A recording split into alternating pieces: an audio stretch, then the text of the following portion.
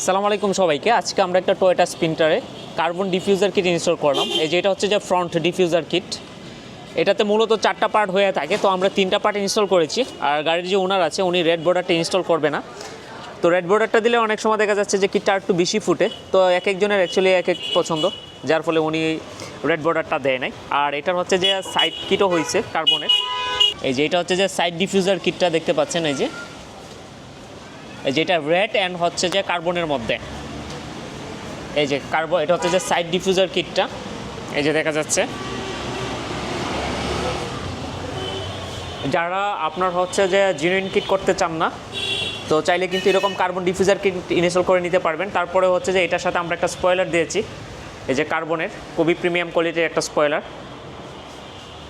এই যে এটা হচ্ছে ফিলার সহ স্পয়লারটা দেখতে পাচ্ছেন।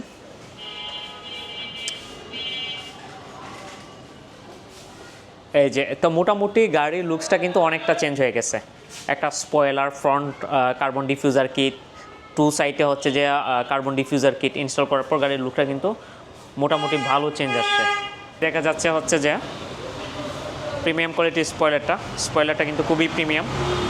এটা ইনপুটেড, আর এই যে কিটগুলোও ইনপুটেড। এই যে তো ফ্রন্টেও এরকম রেড থাকে, তো ফ্রন্টে উনি রেডটা দেয় নাই। এই যে কিটগুলো, এই যে এটা আবার হচ্ছে যে আপনার টুকটাক প্রোডাকশনের কাজও করবে। রিক্সা, মোটরসাইকেল এগুলো থেকে আপনার দেখা যাচ্ছে যে যদি লাগে অনেকটা আপনার প্রোডাকশনের কাজ করবে। এটা হচ্ছে রেডিমেড হয়ে থাকে ইম্পোর্টেড প্রোডাক্ট। আর এটা যদি কোনো কারণে ভেঙেও যায় আপনি খুলে রেখে দিতে পারবেন, পরবর্তীতে পেন্ট করারও কোনো কিন্তু ঝামেলা নাই।